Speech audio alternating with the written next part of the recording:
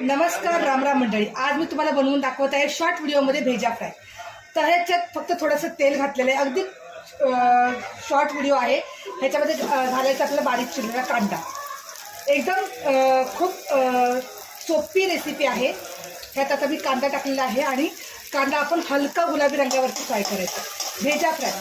तर भेजा बकऱ्याचा घेतला होता. तर म्हटलं तर आता रेसिपी बनवते तुमच्यापर्यंत व्हिडिओ आपण पोचवूया.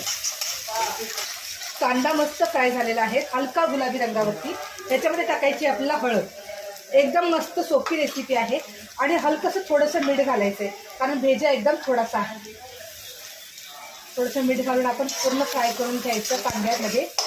त्याच्यानंतर हा जो भेजा आहे हा आपण टाकून घ्यायचा आणि एकदम हलकासा फ्राय करायचा आहे. जर कापला म्हणजे त्याचं एकदम जास्त हे नाही करायचं, हलकं हलकं आपलं फ्राय करायचं आहे.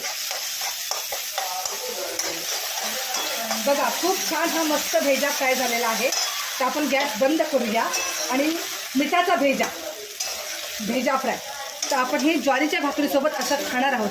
तुम्हाला जर ह्याच्यामध्ये मिरचीचा ठेचा टाकायचा असेल तर तुम्ही टाकू शकता.